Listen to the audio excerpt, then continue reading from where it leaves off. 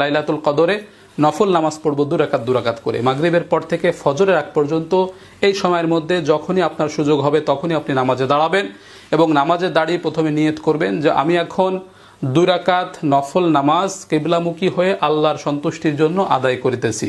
এতটুকু কথা অন্তরে সংকল্প থাকলে নিয়ত হিসেবে যথেষ্ট হবে, আর কোনো অতিরিক্ত শব্দ যোগ করতে হবে না।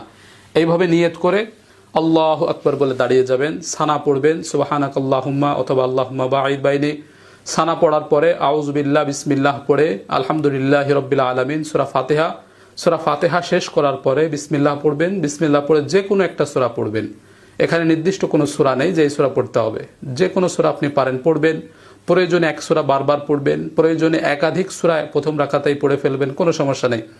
এভাবে সূরা পড়ার পরে আল্লাহু আকবার বলে রুকুতে চলে যাব, সামি আল্লাহু লিমান হামিদা বলে রুকু থেকে উঠব, স্বাভাবিক নিয়মে আবার সেজদা করব, আল্লাহু আকবার বলে 2 সেজদা করব, আল্লাহু আকবার বলে দাঁড়িয়ে গিয়ে দ্বিতীয় রাকাত শুরু করব।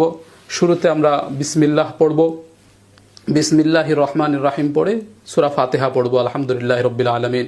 সূরা ফাতিহা শেষ করার পরে আবার বিসমিল্লাহ পড়ে যে কোনো একটা সূরা পড়ব, একাধিক সূরাও পড়তে পারি বা এক সূরা বারবারও পড়তে পারি। এভাবে সূরা পড়ে আবার আমরা আল্লাহু আকবার বলে রুকুতে চলে যাব, এরপরে সেজদা করব, 2 সেজদা করে বৈঠকে বসে যাব, তাশাহুদ পড়ব আত্তাহিয়াতু লিল্লাহি, এরপরে দুরূদ শরীফ পড়ব, এরপরে দোয়া মাসুরা পড়ব, এরপরে সালাম ফিরাবো, আসসালামু আলাইকুম ওয়া রাহমাতুল্লাহ, আসসালামু আলাইকুম ওয়া রাহমাতুল্লাহ। এই যে হয়ে গেল লাইলাতুল কদরের নফল নামাজ।